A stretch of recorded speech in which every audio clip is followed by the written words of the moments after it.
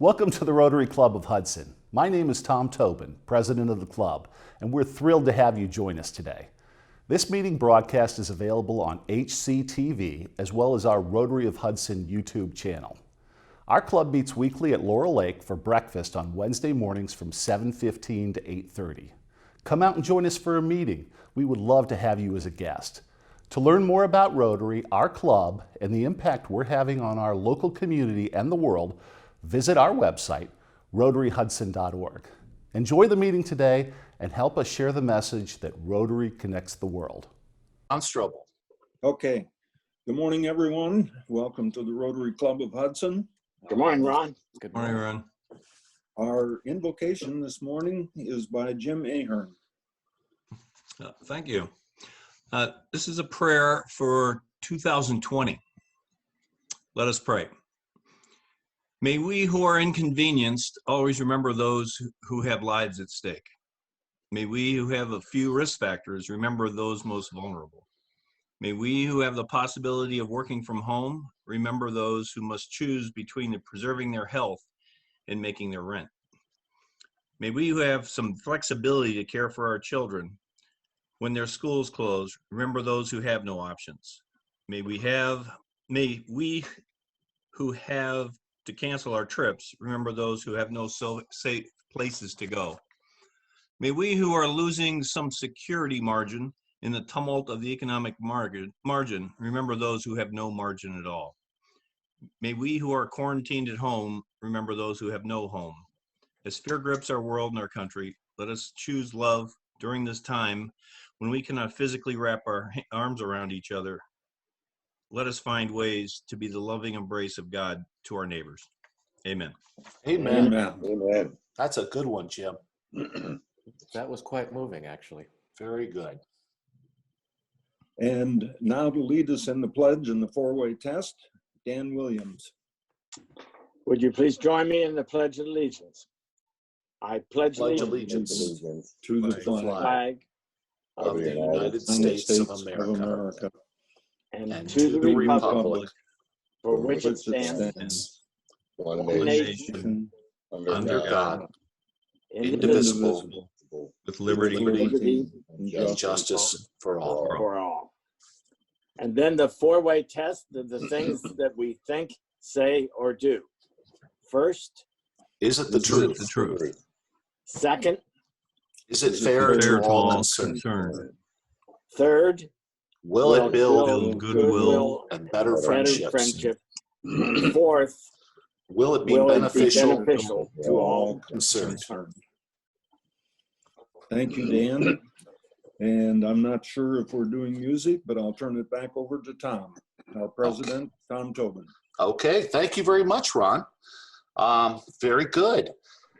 Welcome all. It's good to see some of your faces. We'll see some more, I guess, as the meeting goes on and we get to the Q&A aspect of this. Let's see, a couple of things. First of all, I'm going to say this twice because it's important and I don't want to make sure I get people at the beginning and the end of the meeting.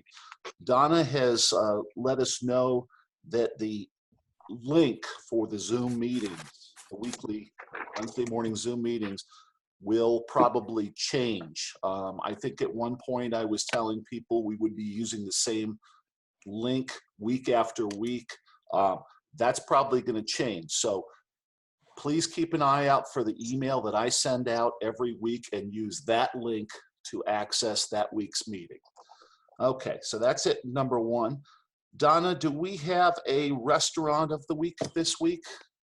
We do not. Actually, what I decided to do is a little chat box practice. Okay, so gang, you know I ask you about your chat box. If you look on your screen at the top or the bottom, depending on how you're accessing this, click the chat box. We're going to do a little bit of an exercise. What restaurant are you ordering out from? So in the chat box, you could just type hi, or you could type a name of a restaurant in Hudson. We want to try to continue to shine a light, and I just didn't want to. And if you see at the bottom of your chat box, you can type to all panelists and attendees or just to panelists. We're looking for everyone. So Tom Tobin just popped in Aladdin's. I'm reading, and we're going to use this chat box later to moderate Q&A. So that's why I want you to. George Snyder called out Tomato Grill. We've got Philip Budo says Giannini's. Tomato Grill, Lager and Vine, Pad Thai, North End Market. A couple more votes for Tomato Grill. Dave Subs, Zeppies. Look at all those wonderful choices we have during a pandemic. Kind of wild, don't you think? Another vote for Tomato Grill. We just want to do this as a reminder that this is how we help support local businesses. John Adams chimed in, Hudson Country Club takeout is exceptional. Don Perone for Cinco de Mayo, Tom Page tells us. Catherine called out Pad Thai. And Tom Tobin, my son is keeping Chipotle open. So single-handedly. So with that, back to you, Tom. Yeah, you can imagine a picky 19-year-old boy, 6'2", 195 pounds, can put away a lot of Chipotle. All right, let's see. I just want to give a heads up. I need to talk to some folks about this, but it looks as though next week we are going to try our first virtual attempt at Fine Day, and we are going to integrate one of our traditions of having the service learning class students address the club. So some good stuff there. I also want to just report. Heard from from Catherine Signs and Dan Williams, and I think Ron Strobel last night, that we have selected 6 students, Hudson High School students, as awardees of our $3,000 each scholarship program. And we will be having a meeting. Dan, remind me again, what is it, May 20th, I believe. I think 20th is right. We're going to be inviting them to our Zoom meeting, and well, that will be the meeting. Will be the scholarship award meeting. And one thing that I thought was kind of nice. We'll see if this can work out, but we're going to have, because we're doing this virtually, we can probably have their maybe even distant relatives, grandparents or something like that, call in and participate in the event too, whereas we were limited by geography in the past. So I think that's actually one of the, let's take these lemons and make some lemonade out of it. I did want to also call attention. We had a special board meeting, a club board meeting last night to consider some grants, and we took some action on several, moving them along in the process. One of them was to the Hudson Food Pantry. We approved a grant there. We're also going to be looking at a grant forgive me, basically it's for personal protection equipment for Hudson Safety Forces, maybe specifically for EMS. I think the grants committee is looking into the details on that, and we didn't vote on that one yet, but we're going to be working that. I mentioned those two in particular because Rich Warfield mentioned last night that he's had some initial conversations with a local company that is interested in matching some of our grants for maybe particularly those two grants. I think they want to match us on grants that we make for COVID or coronavirus response. We need to look into that a little bit more, but a suggestion that was made in order to, if we're able to work out the details of that, if we can make our grant to either of those organizations larger, well then we could take advantage of that multiplier effect of the matching grant. So the suggestion was made that in addition to the money the foundation will be distributing, perhaps we as individual members might make contributions to the Hudson Rotary Foundation and earmark those contributions for either one of those. I'm going to, last night, Rich Warfield and I committed some money to the Hudson Food Pantry. I think a total of $750 coming from our donor advised funds. So if you, and that'll turn into $1,500 if Rich is able to negotiate that with this local company, presumably. So I just would throw that out there. If there's anybody else that would like to do that as well, please write a check, Hudson Rotary Foundation, and get that to, was it Rich Warfield? I think that would be right. So, all right. Let's see. At this point, I think I'd like to turn it over to Marilyn to introduce our speaker for the week. Good morning. Good morning. Despite a few technology challenges this morning, I am so excited to talk about what we're doing today. May is devoted to exploring technology, and I'm totally delighted that we have Zsolt Bognar, the Artistic Director and General Manager of Music from the Western Reserve.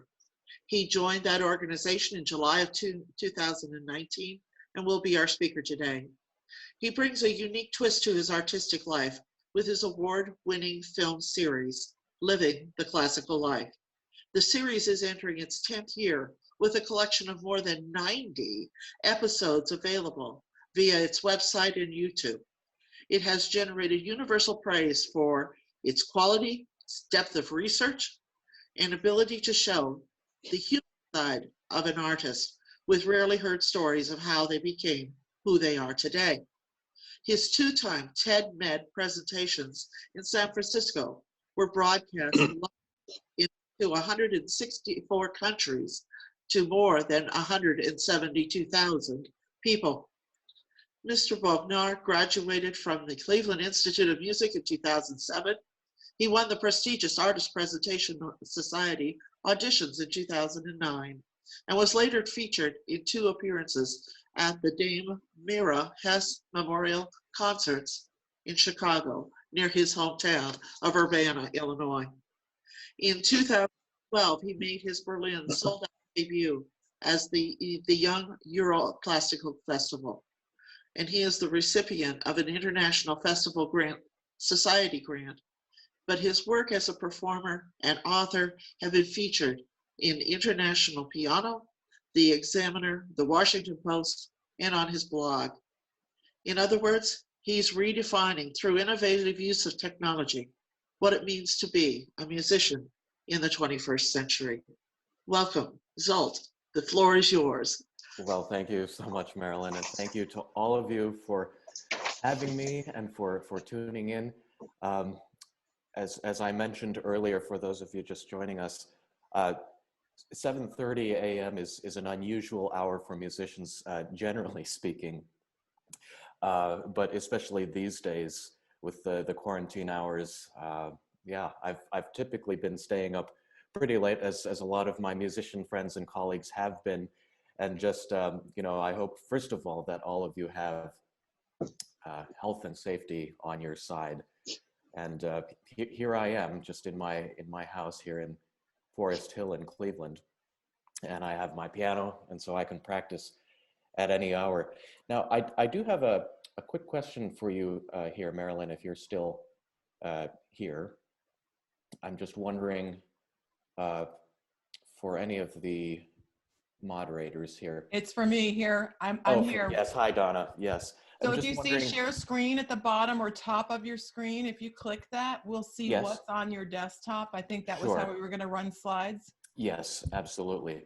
So I had a question about our time frame. How much time would you like to allow for my portion, so that we can also leave it open for some questions and answers? Sure. I think we're looking maybe to land on Q&A around 8:15. It's not in stone, but the meeting ends at 8:30. That'll give us some time near the end. Everyone, I'm hoping that works, but just go for it. Okay, there's no firm guardrails there, okay? Yeah, absolutely. Okay, well, I understand that the theme is technology, so I wanted to just explain a little bit about my life, and hopefully this will be amusing, and hopefully I will sound coherent based on what I said earlier. So I'm Zsolt Bognar, and it's a pleasure to join you. So I'm a pianist. That was what my life was basically centered around since the time I was a kid. So I was born in Urbana, Illinois, to parents who are, my father's Hungarian, my mom is from the Philippines. They met in Japan, and here I am in Cleveland. So growing up, I had heard music in the home just because my parents are both appreciators of the arts. It was around 9 that I started playing piano. That is a little bit on the late side, I would say, for classical musicians who tend to be, I would say, veterans of the concert stage by that time. But what I like to say is that I was perhaps old enough to understand what I was getting myself into and what was required of a musical life. So it was around the age of 12 that my father started taking me, driving me 2 hours north to Chicago, and we would hear the Great Pianists series at Orchestra Hall in Chicago. And it was at that point, really, that I decided that music would become my life. And I've never looked back since. So basically, I had a intense musical training geared towards a performing life. So I went to a boarding school for the performing arts outside of Boston. And then after that, I came here to Cleveland to study with Sergei Babayan, who was, I believe, one of the featured performers on the concert series that I now manage, Music from the Western Reserve. So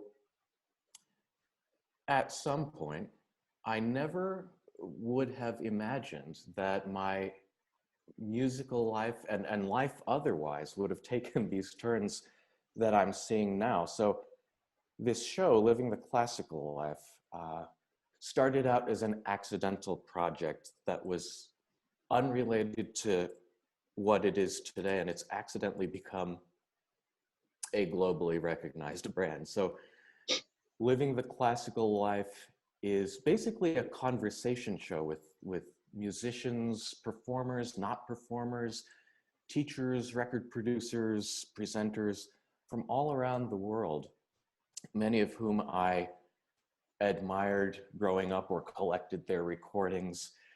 And suddenly here I had this platform to speak with them. And I'll get a little bit more to that in a moment. But what I'll do is I'll actually start out with a little slideshow here. It's an abbreviated version given the time frame that we have. So I will share my screen here. And let me know if you cannot see this. Okay, so here is, okay. So I've a little slideshow here, and I'll just work my way through this. We're not seeing your screen yet. When you click share screen, it gives you the opportunity to pick what you're sharing. Did you click on one of those options? Okay, let me try that again. Okay, so I've got my slideshow here. Can you see anything there? Not yet. Oh, there we go. Thank you. Okay. Got it. So let me select now full screen. So this is a little biographical background about me. So this this is a photo from the 80s. So this is my family. So can you see my mouse cursor, by the way? Yes, we can. Okay, so that's my dad. He's Hungarian. That's my mom. She's from the Philippines. My father teaches architectural design at the University of Illinois. So my mom, she teaches at a kindergarten through 8th grade school in Champaign, Illinois. My 2 brothers, and that's me. So it's kind of an international story. So here we are in Tokyo, where they met. And here we are dressed in these wild traditional outfits. Okay, so there is me in Urbana, Illinois, the year that I started playing piano. So I remember this this piano store was the Champagne Baldwin store, which doesn't exist anymore, of course. So there I was, and oh boy, let me see. To make sure that I can activate. Okay, so this is my first piano teacher, Roger Shields, who in Champaign, Illinois, studied with Sulima Stravinsky, son of Igor here. And growing up, I would say about technology, I was always interested in documenting things. I was interested in making films. And my family was traveling around a lot because my father had to do a lot of research. Here I am at the age of 12 or so. This is Stockholm. This is a couple years later in Moscow. And then 20 years ago, I came here to Cleveland to study with Sergei Babayan, a piano teacher at the Cleveland Institute of Music. At that time, he was 38 years old, which is my age now, and that's remarkable for me to consider how quickly time is passing. But here I was, freshman year in the art museum. Now here's a wild photo of me with Sergei Babayan. He has since become very famous around the world as a performer, as a teacher. But at that time, he really didn't have the concerts that he has now. So we had all the time in the world. I recall freshman year, I had 3 to 4 lessons a week. And these would often last 3 to 4 hours each.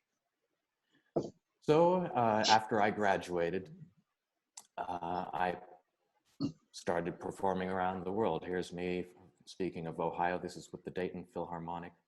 And that was one thing, but that's where my life took a turn, because at some point, I was asked frequently, you know, behind the scenes, backstage, people said, oh, do you have a website? And I said, well, no, not really. And they said, you know, you should probably have one so that people can understand where you're performing and who you are. And, you know, it's funny because sometimes people would come backstage after I would play and they would say, you know, do you have a website? And later when I said yes, they said, oh, well, then you must be good. And I thought, well, you know, you just heard me play, but I guess the website is the determining factor. Anyway, so to bring a story to a surprising juncture, I was taking German language courses at Case Western Reserve University, and my teacher there is a remarkable woman here. Her name is Jutta Ittner. She and her husband live in Oberlin. So she became an important part of my life because at some point after finishing all the different semesters of German, I remember thinking at one point, well, you know, she made a huge impact in my life and I'd like to thank her. So one day randomly, unannounced, I bought some flowers, got a card and just brought it to her. And I said, you know, thank you for having made a big impact in my life. And she was so floored by that. So she and her husband, John, started coming to my concerts and became supporters. And she was the one who said, well, if you can find someone to put together your website, then we will help sponsor that. And so I found someone. I thought, okay, this is great. It's a great start. And then she said, you know, the Oberlin Conservatory faculty web pages, they have this option where you go to each person's page, each teacher's page, and you go to their website and you see a little 3 to 5 minute video where they introduce themselves. They might play their instrument a little bit. Why don't you do something like that? Now, we actually started filming, and that was her husband's son, Peter Hobbs, has a small film and production company in New York City. And we started filming in New York City. We started filming in Cleveland, and we started filming in Oberlin. And I remember thinking at that time, oh, I was so awkward in front of the camera. I hated the whole thing. It felt forced. I wasn't sure what I was supposed to be showing about myself. And so I started interacting with my musical friends and colleagues on camera and just conversing with them. And I thought, well, it started to feel like I was kind of leading the conversation, and in the absence of knowing what I was supposed to portray about myself, I started asking them questions about how they led their musical lives. So Peter decided one evening, he was looking at the initial material that we had filmed, and he said, well, why don't I recut this material and it's a show? Why don't we feature you speaking to guests who come onto the show, and we take it from there? And I was really relieved by that, because the spotlight was taken off of me, and I could just indulge my curiosity about people. And I always wanted to know their life stories. I also wanted to know how it was that people who graduated from conservatories go from that point to having a sustainable global performing career. So I was always asking questions before this point. And here we have the inadvertent first episode of the show. So here I am interacting with one of my friends from freshman year, Joshua Romans, cellist. He has become quite famous for his diversified projects, a lot of them utilizing online format and crossover projects. So here we are in Central Park, just conversing. And there I was, not knowing that there was a show. Over here behind the boom mic operator is Peter Hobbs. And so Joshua and I had been performing. Here we are in Chicago. And he became the first episode of the show, but that came later. So we recently refilmed him. These are glimpses of me leading conversations with other musical friends and colleagues, again, before we knew that we had the concept. And then here is the iconic American violinist, Joshua Bell. We filmed him here at his home in New York City. And he had the distinction of being the first performer who contacted our team wanting to be on the show. And I was totally floored that it would be Joshua Bell. I'd be curious to know, for example, how many of you have heard of him or have heard his music. So I'll be curious to know at the Q&A portion. But lovely man, and gave us a lot of his time. And then in the early days of the show, we also had a lot of pianists. So here you're seeing Daniel Trifonov, who has become really one of the most famous performers in the world. Deutsche Grammophon recording artist, for those of you who don't know, that's kind of the major label based out of Berlin. But he was my upstairs neighbor in Cleveland, in the old Commodore Hotel. We had the same piano teacher, Sergei Babayan. So I would often hear him practicing. And I was always already asking him practicing tips and stage psychology insights. You know, what do you do when you're trying to find the zone on stage? And he was really happy to discuss these things at all hours. But even at this juncture, and this was 2012, he was already so famous that once we released the episode, it really elevated the level of the show. And at that point, I mean, really, most of my musical friends were kind of in the area of piano, because that's what I did. So in the beginning, we had kind of the impression that we were a piano show, which we are not. Here we have the 91-year-old Seymour Bernstein, who was talking about his long life in performing. This was really an incredible experience for me, having met the subject of Ethan Hawke's film called Introducing Seymour, which, for those of you who have not seen it, I believe that is available on Netflix. I encourage you to check that out. But I took it a step further with insights into his life and into his stage psychology. So we absolutely adored him and everything. That we got a lot of feedback on his episode. So continuing through the gallery of different performers we've had, once again, pianists. This is Yefim Bronfman, who is a frequent soloist with the Cleveland Orchestra. This is Stephen Huff, a longtime friend of mine. He is commander of the Order of the British Empire and a MacArthur Genius Grant recipient. So I think I was lucky in those days. I didn't have to really prompt him much because he was already speaking in such well-organized, carefully constructed thoughts and paragraphs. But here we are filming him in Steinway Hall. He really also brought up the level of the show. Here we are with the French pianist, Jean-Yves Thibaudet. This is Joyce DiDonato on what later became sort of our typical, these were our studios now. This is the Omomuki Foundation in New York City. And there she was. You know, people are often asking me, how do you get all of these performers to open up so much about their lives and their insights? And I said, well, you know, I've always been very curious about people. I wanted to know what their inspirations are. What were their self-doubts? What were their insecurities, whether it be on stage in the moment of performing or just generally developmentally, artistically. So I would ask them about all of these things, how they overcame adversity. These were the things that interested me. And I found that most performers were in the same boat.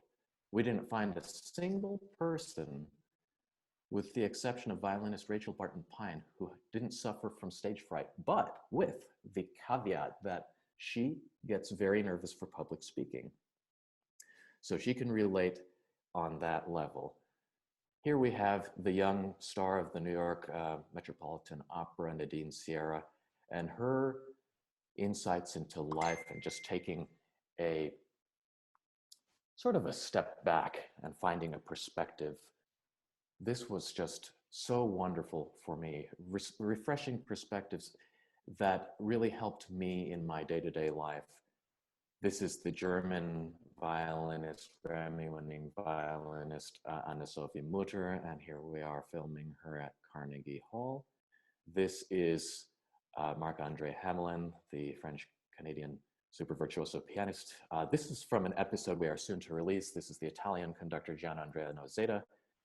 You know, I really, you know, looking at these pictures, having a show, filming in New York City and Carnegie Hall with all these distinguished artists and asking them about their lives, you know, I would have never imagined that I could have had these types of adventures, met so many different people just from running my big Midwestern mouth, you know, just always asking questions, having a curiosity. And to this day, we are, especially now during the quarantine, receiving feedback from all over the world saying, you know, thank you for showing us these kind of human interest stories. And if they happen to be in the world of music, say aspiring performers and musicians, thank you for showing me that I have, you know, they usually say one of two things. Thank you for showing me that I have a place in this musical world, that I have a path towards my dreams, because I see many different examples in moving forward.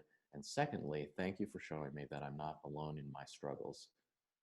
So that's really, really meaningful. I mean, just last week we got feedback from a young woman in Siberia, believe it or not. Some of you might know Carolina Altmans. We had her on the show as well. I encourage you to check that out. She lives in Hudson and is also on the selection committee of the concert series. Particularly dynamic episode. This is the Austrian conductor Manfred Honeck,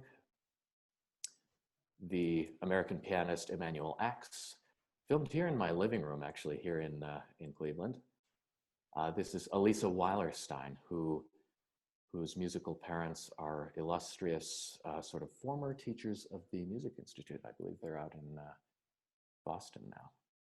Jeanette Sorrell, whose Grammy-winning Apollo's Fire Early Music Ensemble will be featured on Music from the Western Reserve's upcoming season, assuming that we have the opportunity to resume concert life as normal. Let's optimistically hope so. So here she is. We filmed an episode also in my living room when we did a traveling shoot from New York City. And again, there's Pete. This is the American opera singer, Susan Graham. I mean, I grew up listening to her recordings, and she's just so dynamic. We had a lot of fun. This is New York again. And this here is the really celebrated Deborah Voigt, opera singer. And this is our publicist.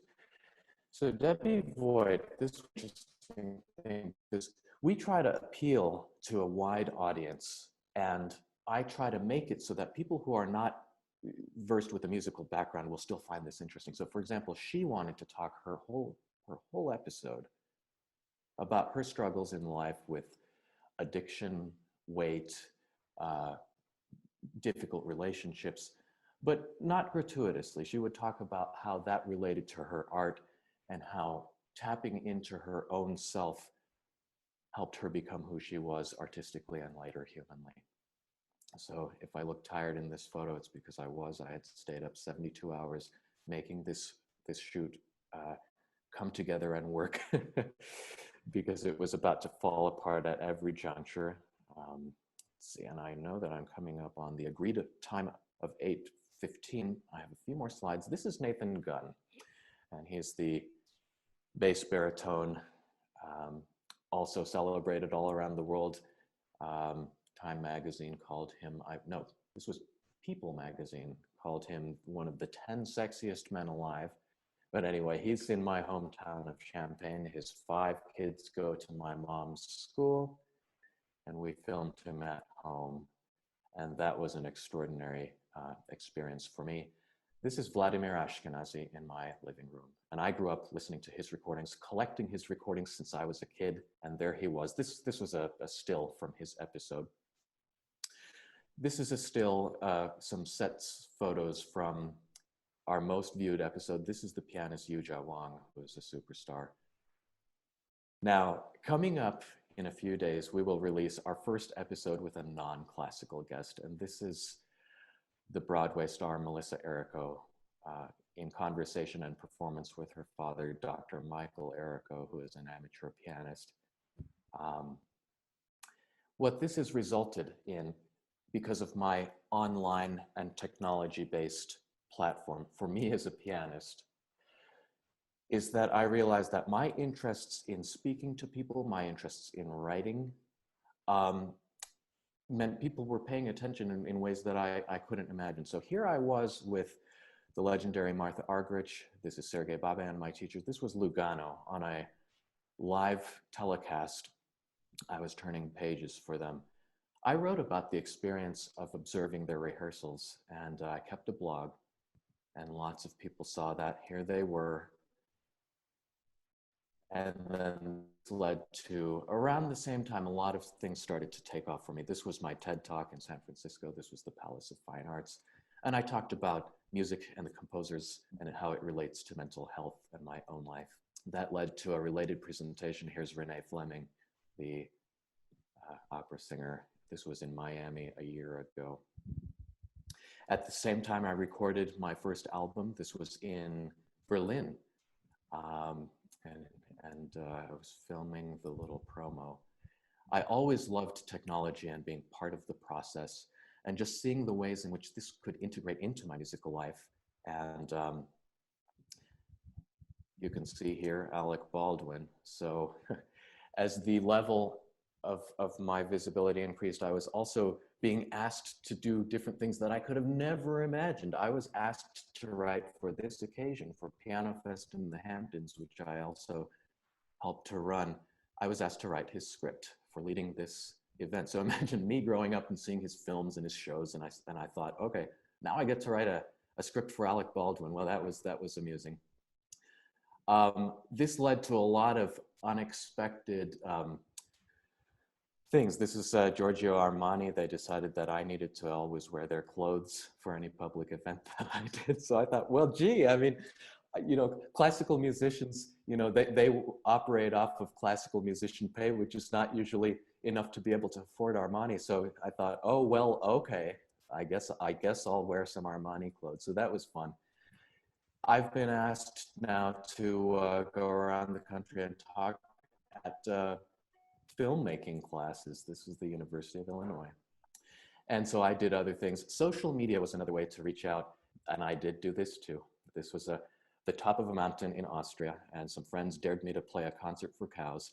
And I actually did it. I played Schubert for Austrian cows, and this caused a social media sensation.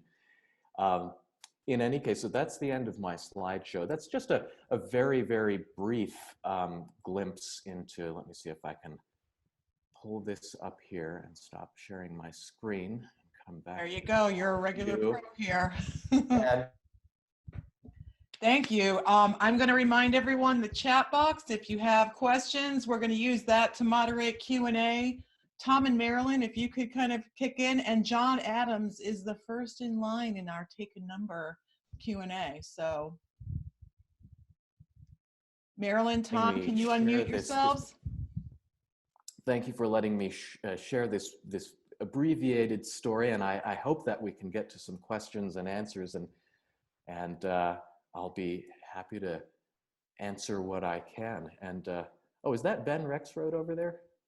Yes, it I is. think so. Nice to see some familiar faces. Okay. John Adams, I'm not seeing you on the dashboard here, but you had a question. Okay, this is from John Adams. Who has been your favorite interview, and who is it that you'd say is your most desired person to interview in the future? Well, that's an interesting question. I would say that I've come out of this project realizing that I think that there is no such thing as an ordinary life. I think everyone has an extraordinary story to tell from which others can learn. So I think in the moment, I actually have to treat my guest as though I believe that to be true. I think for me, one that really jumps out at me is the episode featuring sort of a rogue freelance violist named Roger Chase. And he turned down principal viola at almost all of the world's major orchestras that had offered it to him because he, as a personality type, didn't really get along with authority. And then on his episode, he talked about why that was, and he talked about his difficult relationship with his father and what that taught him artistically. I was amazed that people would open up on that level, and people would often ask, how do you get them to say that much? And I said, well, think of it this way. If you know people in your life who are charismatic speakers, that's one thing. But think of people who are also charismatic listeners, and that's something that you can project in person. And if you can establish trust in the moment, then people will feel safe to really talk about whatever they feel like they want to talk about. Now, as for dream guests, well, I would say that my own piano teacher, Sergei Baban, would be a dream guest, but so far he has said no. And I think that has had to, and that's fine. Not everyone has to be on the show, but he has such an extraordinary humanitarian message. And I would really like to share that with the world because he is, within the classical music world, a household name, but generally speaking, he's not a household name on the level of, say, Joshua Bell, who a lot of people have seen on TV. Martha Argerich, who you also saw in the slideshow, she is a living legend. And she has hypothetically said yes to being on the show. And we had actually, for the first time this month, a bunch of funding to go over to Europe to film a whole bunch of guests who don't usually come to the United States. And that would have been this month. And so, of course, you know what happened to that. So I do hope that I will have the opportunity to go to Europe once we can think about resuming travel and something resembling a return to our normal lives. Amen to that. Everyone, participants, you have a chance to change to gallery view, which I would suggest so you can see the wonderful patchwork quilt of camera feeds. And in the chat box, I've given everyone your website. And thank you so much. Google Zsolt, Z-S-O-L-T, and TED Med. You're going to see a fascinating TED Med talk he did, Classical Keys to Overcoming Depression. I watched it yesterday. Again, I've watched it twice. Oh, thank you so much. And just a quick little note about that. in my life and my own experiences with we call it now, and they told me to correct it this way, mental wellness. You know, musicians and their lives are rather predisposed to a lot of stresses and by their own artistic nature to challenging low moods. So I never thought that in my life this would actually be anything more than a continual setback. And I never thought that people would ask me to talk about it. But one day here in Cleveland, at the Cleveland Clinic, I was speaking with the director of the cultural activities there, and she had me give a concert there. And at the lunch afterwards, she asked me, you know, Joel, how are things going? And I said, well, this, and this. And she says, oh, and I could see she was really listening. And she said, at some point later, we actually met up in Abu Dhabi, of all places. My father and older brother and I were there on a little sort of vacation, and she was there at the Cleveland Clinic branch there. And she says, you know, Joel, I was thinking about what you had said to me last year about your life and music. Would you be willing to talk about that publicly? And I said, well, sure. I mean, if you think that's interesting.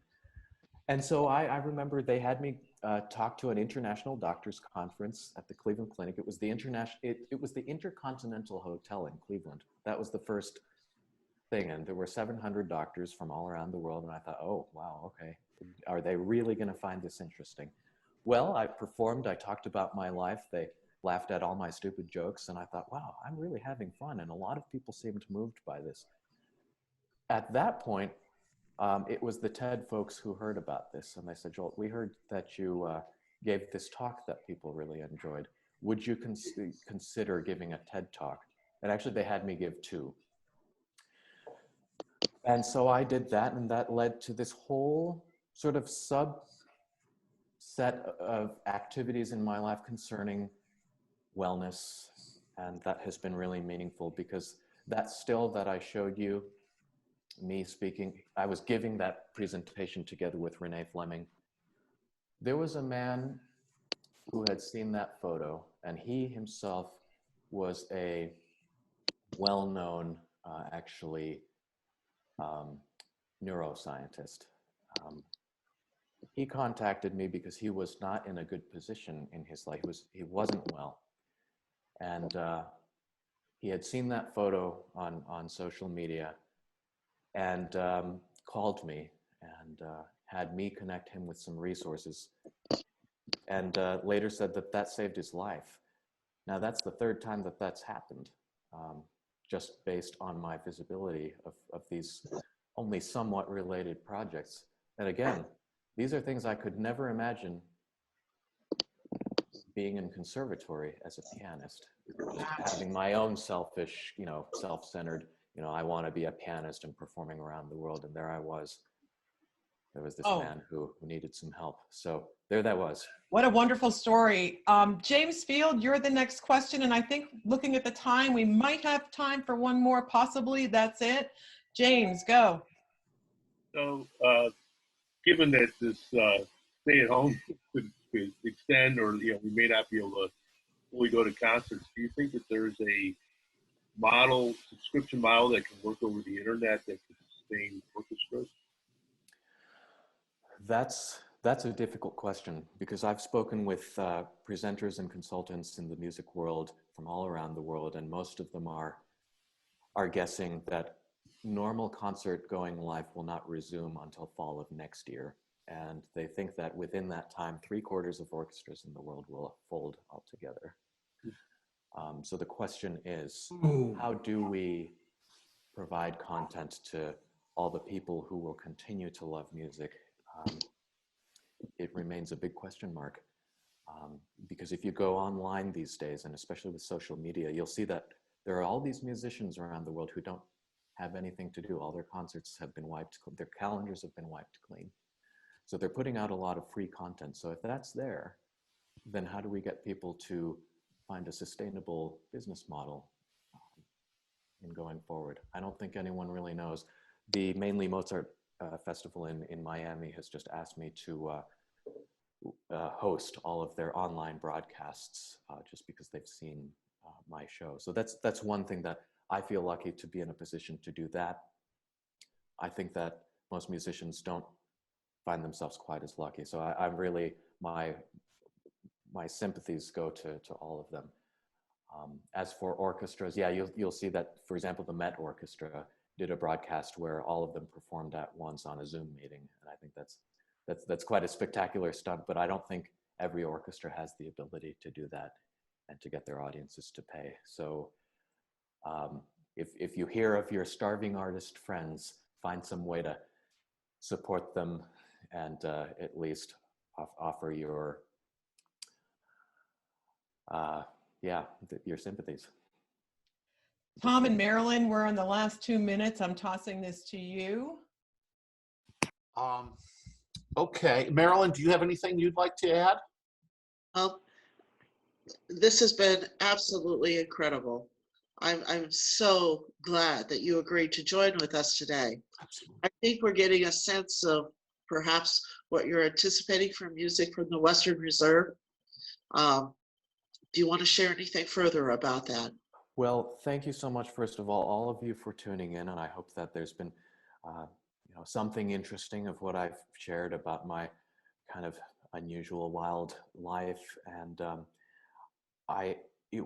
we at Music from the Western Reserve are planning as though everything will be going forward. So we have a lot of great performers on the docket. We have Daniel Shapiro, pianist, who is doing his commemoration of the Beethoven 250th year. We have Apollo's Fire. We have the Cleveland Orchestra Horns. You can go to our website and see the full listing, but we really hope that whenever we resume, we really hope to see all of your faces there and to have your support, because it's a world-class series right there in Hudson at Christ Church Episcopal.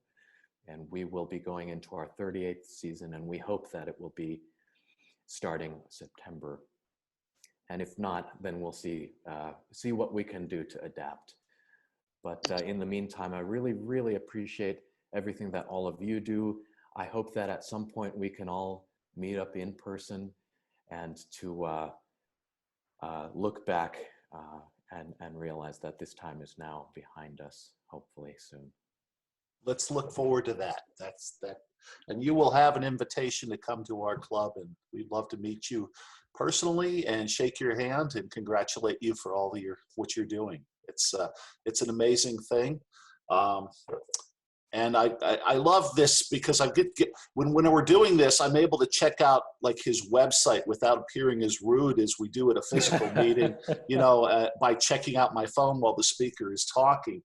And I see he's done, 77, I think, episodes. The most recent, March 26th. I'm assuming that was, you did that one physically with Yes. Lisette? So we've released, I think it's 70. It sounds like you know it better than I do.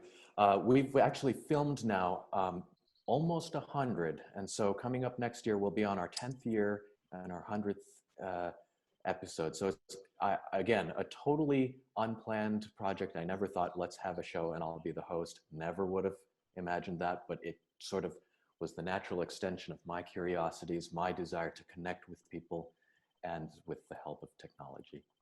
I'm so glad you shared that aspect of it, because we talked a little bit about that's the way a lot of our careers are, the just serendipity of life.